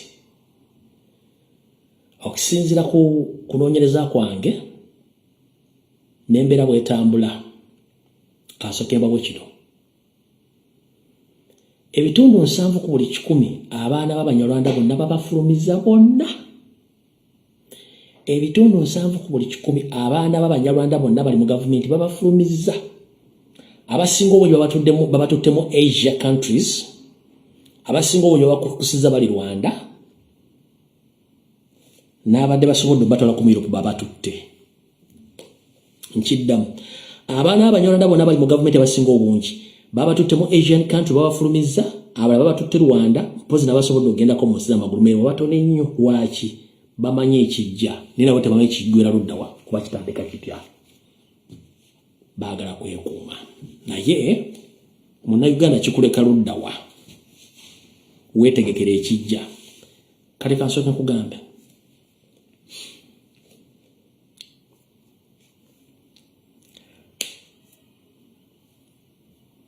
waliwo omusajja omu amanya nkyaganoonyeza n'ekifaananyi abadde mukono gwa ddyo eri kisawo ovuga nga mwawulidde guy eyabadde mu PLU America gwe yataddeko sanction n'ekibalwa kibakuntumi yabadde adiringa mu kugula ebyokulwanyisa n'okubiguza abatunda enjaga bakateero mu nsi ziri eza Mexico zaani ezo oyo ye takyasobola kwekyusa dde okudde wantu kati waliwo sali abadde ayina gwe tuyita mukono gwe ogwa ddyo nga yaoperatinga bizinesi ze ne mafia business zonna ezigenda mu magwanga erya Congo abadde adiringa mu ammunition golodi okutambuza ssente empya n'enkadde gayo oyo baamuliddewo over abaamulidde bacca ya be baamulidde aboperatingira mu ggwanga lya Congo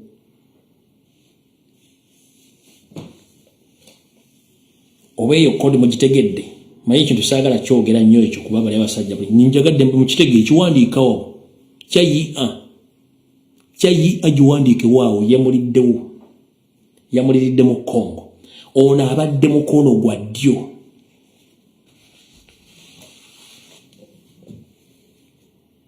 naye bwe baamuliddeewo omumanyi abasajja abazugaga ffe tukulidde nti katwagala details zonna yaziwaddeyo katende we bale kusoma Fiona Precious tewasoma baba baana basoma bamanyi terms Brigadier Sabata Kazinja Kajjamba bategedde bano kati kyayi yamukutte n'alilivinga information yonna buli kimu kyonna kibakola nikiteeka omusajja oli waggulu okisavuga ku pressure era ali ku pressure nnyo but that's not the fact, that's not the problem. The problem is bali kati mu mbeera eri mu kutya wadde beegumya twamanyi kiddako ndoza mwawulirako nti balina muzungu gwe bakuttembwa abadde abegera America kati sitole ngeezo bali baagala kavalinga kiri ekyowaabo gwe baali balidde Congo gwe baali baagala okukavalinga mu bakutte ono omuzungu adde abegera bali no bali bakavalinga kiri so kati economically socially bali bubi politically bali bubi nete basobola balagaano beegomya kati kyekiriwa enyumba ya sitaani eneetera okukwata omuliro to the extent nze nabagamba Uganda ngagga nnyo naye abalina essente zaffe batono nnyo kati bwe banyiga omwana wa Sudiri Paleria baali bamutemako amagulu nga baagala kwezza maali ye mu kwezza emaali ye kati baasooka ne bamukubako omwana kati option ziri bbiri ze balina baagala mukuba physically oba baagala mukuba economically options balina bbiri mukuba physically oba mukuba economically kati bakulya ssente mbu Crane Bank yalwaninga bank yagwamu ensibi neggwamu ne bagiggalawo nga zino Crane Bank yaggalibwawo oluvannyuma lwa Chaya okuzuula nti Crane Bank Salimu 7 family bali bagikoleramu ebintu ebice by'okutambuza ssente ezitetegereka okutola ensi yonna. Mujjukira saga nga tukyali mu struggle era mu mambuka g'ensi za America bwe bagamba nti passport za family zimwe z'abakulembeze mu nsi bakozesa passport za Africa n'ensimbi bwe era mujjukira nti waliwo ennyonyi ya gold yabula abajjukira mu kyajjukira bulungi nnyo. Mujjukira nti waliwo ensi omukulembeze gobaga nti ennyonyi ya gold yagulira mu Uganda oba ennyonyi ya Uganda yagenda n'ekima gold ennyonyi n'ebula. Mujjukira bulungi nnyo. Kati Crane Bank ebiseera yali ekola bizinesi z'abasajja abo. Kati Chaya ne bateera details ku mmeeza ne bagamba nti kino ABC tukimanyi. Either mukwate ssente ezo oba muggaleewo ekittavvu ekyo. Bino by'okujja mu Bank of Uganda against Crane Bank byakiyaaye. Information eri deep nnyo. Kati ye Sudiri n'akubira bakyaliibe n'abagamba mujje mu ssente zammwe ne bazijjamu. N'abaana ababbi ne bajjamu ezaabwe kati z'Abannayuganda ezaasigalamu ne bazirya. So sinti yagenda bankrupt. No, Crane Bank tegenda nko bankrupt. Chaya yabaleetera obuzibu bali batambuza ssente ezo. Mukitegera bulungi nnyo. Kati wano wali okulana okukombesa kyali baagala muteeka mu system bbiri, either destroying physically oba economically. Jukira nti kati ebizimbe byonna bisinga ssente bizirimu ebizimbe bya Museveni ne family ye. Jukira Sudiri naye mufere ebintu mu yali ayagala bizza mmanya ga mwana we n'aba afudde kizibu nnyo okubijjayo ewe ne bamulya. Kati Speak Resort Munyonyi yekwasaganya business zonna conference biki byonna government zebekola business zonna za government zeberina. Kati baagala kuba Speak Resort Munyonyi giteeka wansi ne business za Sudiri in retaliation baagala muteekawo. So guno omwaka oba ogujja oba ddi naye nga nkimanyi naye ali awo obudde bwe buweddeyo. Bwe nnaano ndabanga obudde obuweddeyo ate mu mayiba n'abasajja ng'egye boopaletingirayo ng'egye boopaletingiramu naye nga bakyabuliddwa backup land gye basobola okuteeka Speak Resort Munyonyi endala ekifo kyefaananyizako Speak Resort Munyonyi ekirala. Kati wano kankusonneko akavuyo konna akali ku ttaka ly'ekaazi lyonna nga mukala akavuyo ako kalimu Salimu Hoozi Janet ne Museveni ly'ettaka lye baali baagala okwocupayinga lyonna balitwale bazimbeko ekifo ekyefaananyiza mu nnyonnyo Speak Resort bakolerenkako bizinesi zaabwe ono bamugyewo ne Speak Resort bagisuule wansi.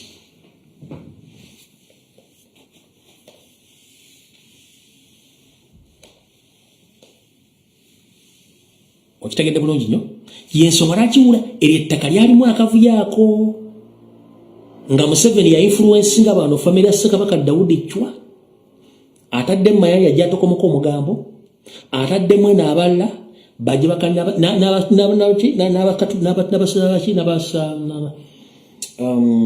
abascout bataddemu opika nabo bali awo tebategereka buki. Kati mutegedde mbawadde ekifaananyi ky'ettaka ly'ekaazi kati mukitegedde kiki ekyali kigendera n'ekigendera kikyalo tekinnavaawo.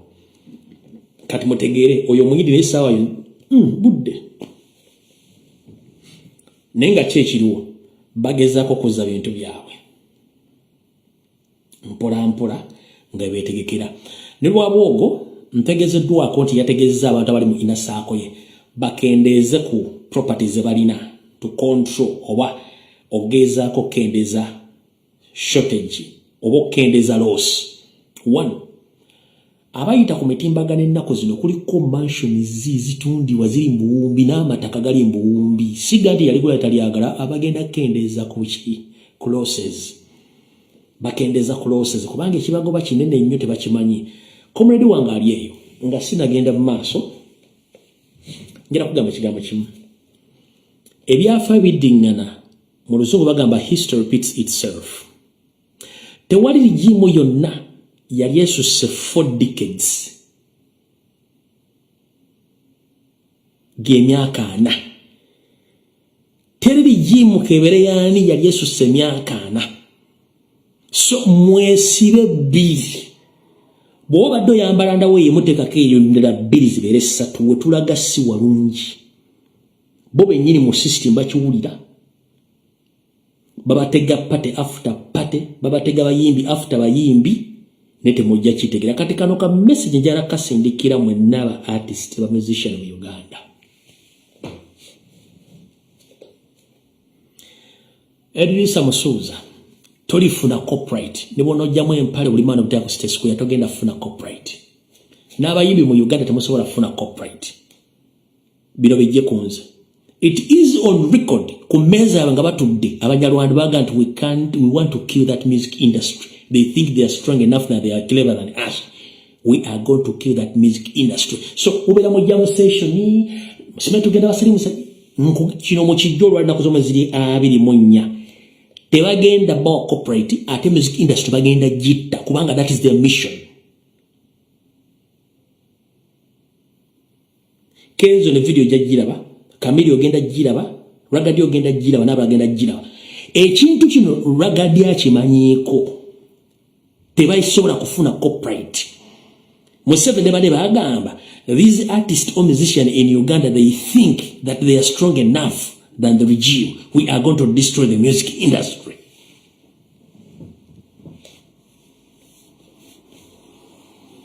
Nyongera kujugiza teri regime ya dictator suka myaka 10 kati ebisajja bitambula bisindika amanye bya DF simanyi PPF mu bikube bukulu osanga ku mukulu kimu kikube ne Museveni na era anonya we out tovula bage kali akantu kakudita zino video mujja zijjayo mpola mpola nga mutozi zijjayo mbagambe bigambe ebyo mubijjeyo wabula mbategeeza mu music industry musobola kufuna copyright olwokuba bayinza okulwana information eno bayinza okubawa ekintu ekyefaananyiriza naye nga si music copyright gye mwayani gye mwagala. To fight my information they can give you something which looks like a copyright but it's not the copyright which we are yearning for. No, because their mission as their family says that they are going to destroy music industry. Ekyo kibagambye mwena ba artist ino video mwe egenda batuka ko mwine boxes zamwe mugende bajagisa bajagibawe nkibagambye olulumbuye mission ya Museveni Salimu Sale Janet Muhoozi yakutta music industry lwaki kankweko just a small tip.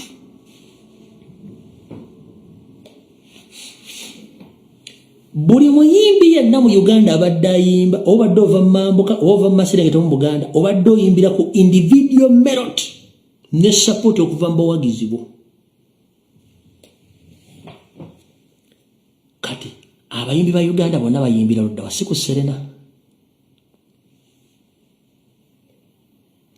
Gobadde okimanyi bagamba n'ogwo bemutamanyi tibategeka concert ne zijjuza lugo nga basombye ensombe okulaga public nti nabano basobola mwena mbatte munakitegeera ba musician bannakitegeera wawode ne golesa meseme tipo simulira ngana ko bakikola kubanga baagala balaga nti even other tribe they yabe yakabano basobola okuyimba mbatte munakitegeera mwena kati Serena baba funzo baba bajabo baba twala mukafa katono mukubudde mission njibabulidde olwaleero basomba lole ne bus ne batwala ne babateeka erugogo kuyingira kwa bwerero kubalaga nti nabo bayina abantu abayimba nenga teri abamanyi nako obadde temukitegeera bulungi ngana bayimbi tebakitegeera kati nkibagambye olwaleero. That's how they operate. Babalaga nti mutegeera ekyo mukitegedde bulungi nnyo. Webuuze of all ladies in Uganda Kenzo n'omuwala mulamu Museveni Nyamutoolo gwe ababeera naye ekyo bakiyita political marriage bamukwata muteeka n'ebivu namukwata ekyo mukitegedde bulungi nnyo. Bwe mmala okitegeera ekyo ekyasudiri nkibasuniddeko mukiwe time n'abalala mbawe time mujja kitegeera.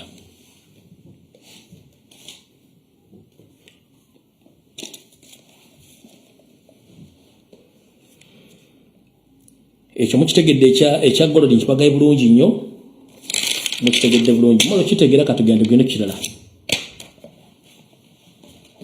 dakika esigadde mmeka katukozese ne dakika 2 Bobango oli munnankyukakyuka yenna ng'oyagala enkyukakyuka ng'owagira Robert Kyagulanyi Ssentamu National Platform buno bakanjala bukuweereza. Ganza aludde mu byobufuzi before nga sindajja ku social media mbadde ndo byobufuzi ate mbadde mbimanyi. Ndi omu ku ttiimu eyafuna omukisa ku lunaku Lukwago ne Sseggona lwe baatandika ebyobufuzi byabwe. Story ebadde nga nzijja banyumiza. Akatuuti k'ebyobufuzi Lukwago ne Sseggona ke baayimirirako nali OMC ku lunaku olwo twali ku Budonian. Abatamanyi Budonian baagijja katwala petrol station ya Mandela if I'm not mistaken bagitoba hash. Budonian amanyi bw'ova abachi munakitegeera bw'ova ku Pride Field akakulegirira amakuba abiri bw'ova ku Pride Field oba kale Budonian yeri wakati obayita yeri mu junction bw'ova eri ku lubiri ng'ova ku Eagles Nest eri ekkubo mu junction ya petrol station eri ku mukono guno gwa kono gye bayita obayikyali hazi simanyi bw'ova mu kisenyi ku kisawo kyena ng'ova ku kisawo kyena oyambuka bwoti ng'ojja ku Vino ng'oyambuka bw'ova ku Vino n'oyambuka n'oyita ku Dollar State Council junction gy'osookerako petrol station eri awo era gye bayita hazi kati awo we bayita ku Budonian ba obbi ne ba ogis ba Budoni baabeeranga ye platform we baasookera nali MC nali ku ttiimu eyanoonyeza Elias Lukwago akalulu ng'agenda okufuuka MOP. Lukwago buno bwaka ojja bufuna. Kankujjukize n'abasajja boyinza okuba tokyabamanyi. Yalinze Lumbuye Fred, omugenzi Ssaalongo Sserubiri, kati yafa. Haji Badru akyaliwo ku mbuzaawo mu Kisenyi. Ssebwato Mathias, oba akyali mu Kampala oba akyali ku kttv bali mukono. Kuliko Nalongozi kusooka, waali awo, n'abantu abalala ffe tuoperatingira mu Kampala Central mu Mmengo okuleeta mukulu tumanyi gwani twalowooza tuleeta abantu abasomye era bategeera abamanyi byobufuzi wabula ffe tetwamanya nti twali tuleeta misota ebiseera ebyo kati abatamanyi history wa Lukwago wajja asibuka ne gyaba njala bagamba Lukwago si musajja Muganda muzzukulu wa Mirundi amutabani wa Mirundi waba jebasimuke Masaka, but that's not the problem kuba we are all Ugandans. But eneisa enkola n'ebikolowa byabwe bye twawukana mu ndowooza yaabwe. Lukwago tayagalangako nkyukakyuka era abadde operating under Museveni's government in the disguise. Bw'amala okufuuka MOP mu Kampala Central akubula ekyakola mu Kampala Central nga MOP. Wadde okusima toilet ngeri sponsored by Lukwago mu Kampala Central nga nsereko bwakikoze teriyo. Yali MP wa Kampala Central naye nga asula Lubaga wali ewuwe. Awo tuvuddewo. Bw'amala najja kubwa mmeeya. Bw'ajja kubwa mmeeya kyali oyo. Njagala ababuulire achievement sisatu zakoze mu Kampala teziriiwo. Wawula mwe kyemutamanya ono guy yalina mission. Obudde we yajjira mu Kampala mu KCCA oba mu KCC before nga tennafuuka KCCA bakansala bonna abaaliyo baali ba Democratic Party. Bakansala bonna abaaliyo baali ba Democratic Party. Lukwago yakuba bakansala ba Democratic Party bonna n'abayiwa. System n'agiyiwa yonna. Here comes the mighty FDC. FDC yatuuka ng'erina almost 70% mu Kampala y'abakansalazi. Lukwago azuwero n'akuba bakansala ba FDC bonna n'abayiwa. Here comes the National Unity Platform. What is taking place? Read the history. Focus on the future. And master the present.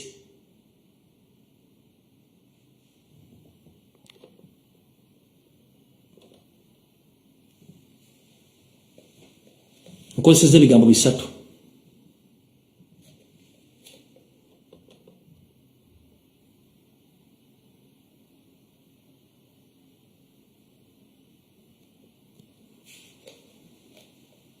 Okitegera bulungi kyo?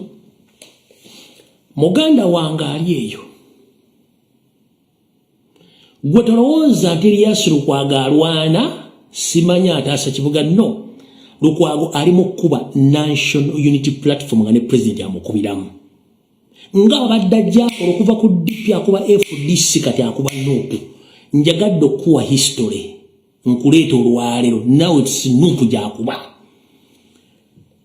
Bakansala sigenda bawolereza at the moment. Kuba nabo balina ebizibu byabwe. Njagadde okusooka okubulya history omutegeere bulungi yonna omutegeere.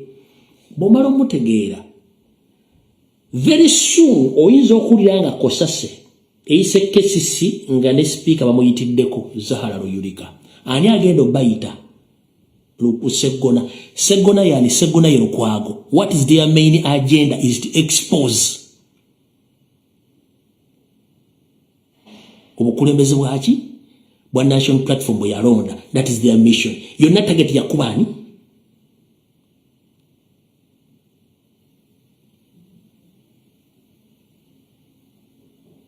kyenjagadde ofokasinge nenga ndi pay attention to details. Kyonna kyali mu kkuba akuba National Platform terumulooza nti alina gwakuba omulala. Akuba pasa agikubira PPF yensonga lwaki tebannagaba kaadi ayagala asooka avunze. Yes, bakansala baffe bali subjected to questions. Bakansala baffe bali subjected to questions. Information yefulumira gye tulina ku minutes ezafuluma bakansala baffe tebakkirizanko kuwaayo mwalo ogwo. Lukwago minutes zafuluma egyayogera byonna bifu. Bwe nva ku slide eno buli muntu ntunkirira nkuwa ebintu byonna ebyateesebwako. Zo ssente mu nkubo zisobola okuyita ekitusobola kigaana kuba yenkola. Wabula ye Museveni kyakola kiri bwe kiti. Museveni akuweesa ogwa kkono n'akuggisaako ogwa ddyo. Ate bw'amala okukuggisaako ogwa kkono n'alagira omuntu omulala okujja okuvunaana. Ye omulimu gwe gwakukyanga abantu mu nkola ye bw'atyo bw'akola. Gy'emirimu gisooka weebuuze. Bw'ogamba nti Museveni yatoye directives omwana bagukoleko bagukube bagugyewo. Ne mubalo kikuba ne kivaayo. Ate KCCA etayina buyinza. Listen to me. Lukwago KCCA ejaga tayina buyinza. Neragira ham okuyimiriza okuba omwalo ogwo. Kati who is fooling who?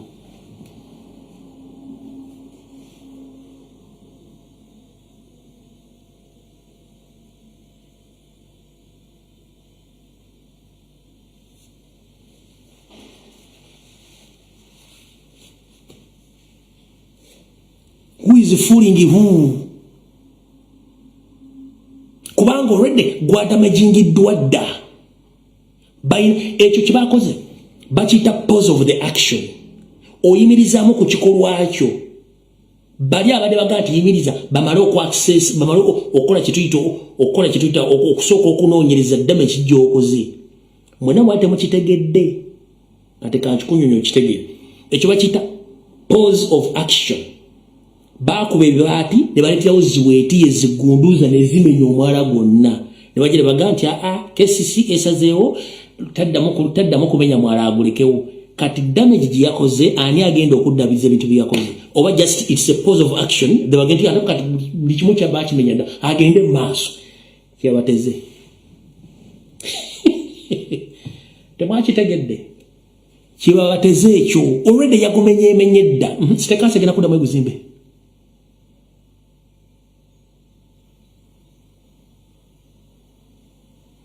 Sitekase genda kuddamu eguzimbe. So babazanya kannemu kanabiri kafumba mwanyi katako malanga jakana kwalo ofumbo otya bulijjo kambale bale kumiriweze. Ekyo temunda kitegeera.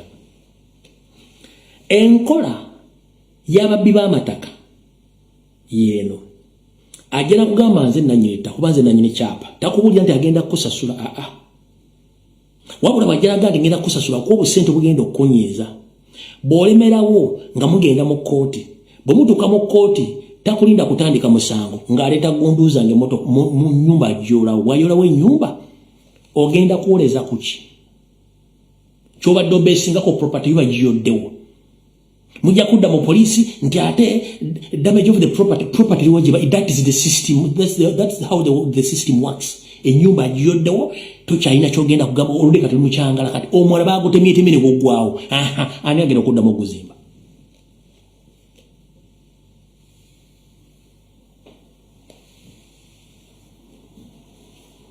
KCC teyayina lukusa maanyi gayimiriza Lukwago butakuba mahamu butakuba bibate ku ssaawa eyo amanyi yagajja bagamugamba nti tuddamu kutankula mwalo okwo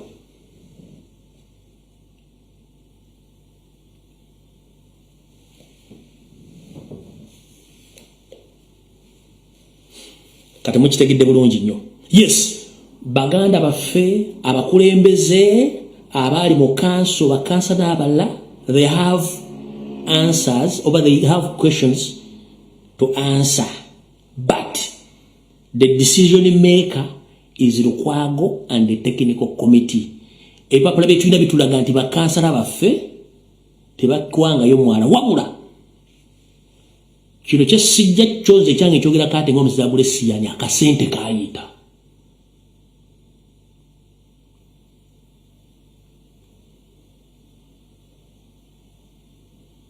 nze sibikirira akasente kakola ki kaayita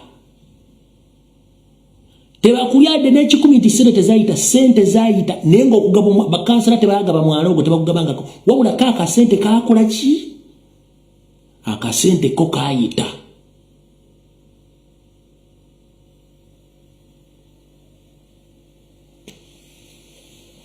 nenga ani akirimu Lukwago paasa akuba yaki ya PPF ng'abadde akikola nakuba ebibiina ebirala byonna their main target is national platform so don't be fooled bakulya sente technically bali ne segona balwana national unity platform politically gwayagala okutegeera if they had orders and powers mu intelligence bakunganya kasasiro yenna ne balondamu ekibagasa ennaku z'omwezi 2 omwezi ogw'omwenda 2024 nafulumya information yeyo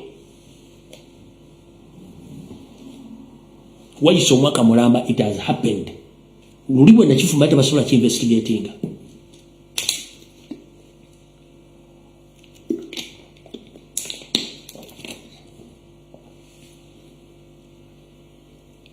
we nakyogerera omwaka mulamba emabega tebasobola kinvestigate mu intelligence bakola bati mu intelligence ne bagamba nti enjuba ng'ebuze they have to find out lwaki enjuba ebuze mu intelligence bagamba nti awayiseewo embwa gwe nga togirabye they have to find out ono abadde ayogera ki bwe navaayo ne ŋŋamba nti omwala baakugabanga ennaku z'omwezi 2 omwezi ogw'omunana omwaka 2024 baakola ki tebavaayo kyogerako buli omu yasirika okitegedde bulungi kati tebakulya ssente eno mission yonna yakulwana national platform leadership yaayo kyekiriwo mbabuulidde buli kimu ekyaliwo history wazzaalwana abantu abo nakati ali mu bbalwana olwaleero kati kansoke mbazeeyo kemabega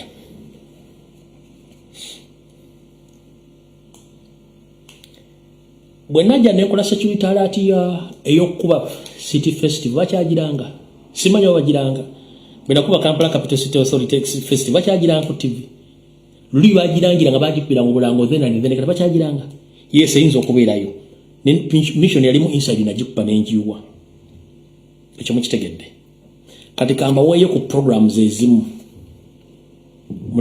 musoke mukakaseni mu 7 user ebintu byonna byakolebwa ku kyogamu biri luddawa ebintu byonna byakolebwa ku kyogamu biri luddawa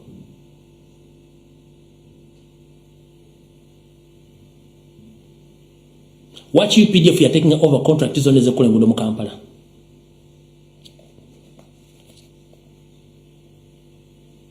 genda obuzabasuubuzi bewa Kiseka akatale ke baba promisinga kali luddawa era baani abayina ebyapa byawo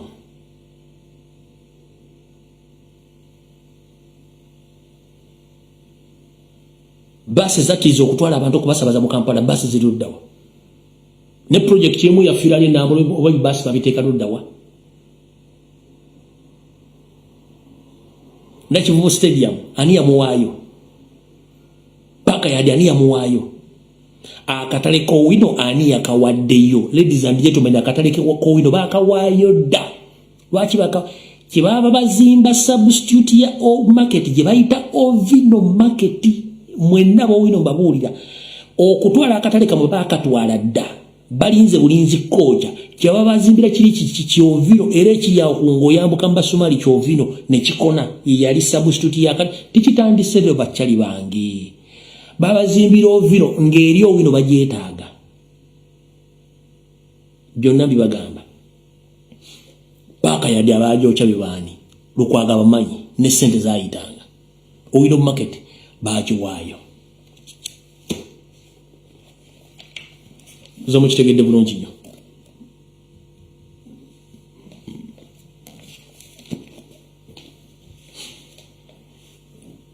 tetulwala ku proticizinga oba kwogera bya bufuzi oba kuwaayiriza abantu abasajja bano buli kimu kye bakola kyonna kiriwero calculated era Lukwago ng'akimanyi nti mukozi wa state akikola akimanyi kulwana ntalo za gavumenti kusuula bavuganya Museveni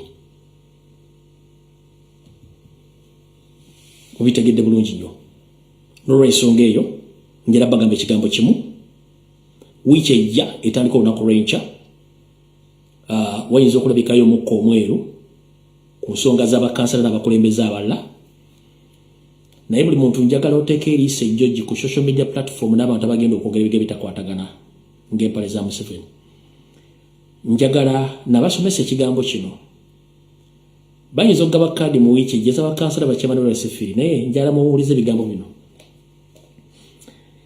NRM eri silent mugaba kaadi all levels PPF eri silent mugaba cards of all levels FDC as well ADF as well DP as well wabula wiiki ne bagaba kaadi mugenda kulanga naziri pate ziri activated lwaki bulijjo mbagamba manyi abantu ambeebuzabuzanga afukama the fact is Kyagulanyi afuga eggwanga eryo era ye president lwaki ye president bwaba takoze kintu ebiine ebira tebikikola bwaba tayogedde ku kintu gavumenti ekyogerako lwaki bava ne bakiwa kati ebiina byonna bipozinze birinda ono agabe kaadi biryoke bire active kitegeeza nti ono yafuga eggwanga in the disguise ndi Museveni yefude nti yalifuga ne bonna yabafuga era abalina bulungi nnyo kati waliwo enjagala osooka weetegerereze yenna goba makadi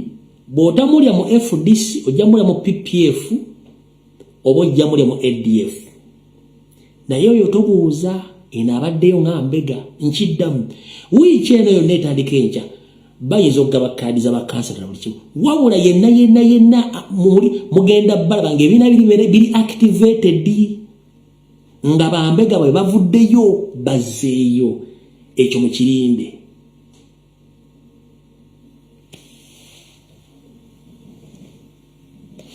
mukitegedde bulungi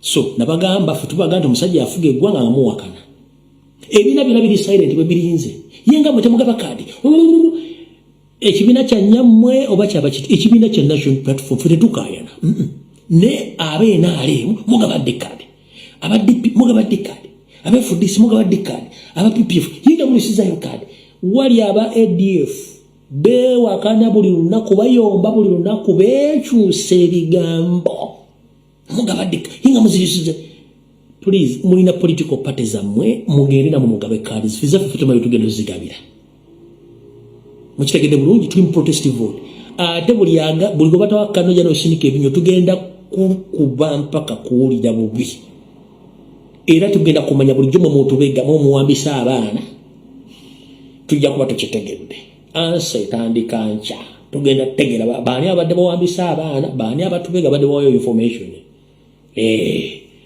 wichejja tugenda kitegera kale video wedde buli omu mukama akuwangaza jolira kingirize era njagala bankumi natakumira mpeera wabula bwalaba mwononeka mwenna beetikkerumu nkiddamu mukama wangaza abantu bannayuganda baagala change era obakuume nga bantu balamu bw'olaba ononeka bonna batwale nange era bw'olaba nnyononeka nange ontwale video wedde mweraba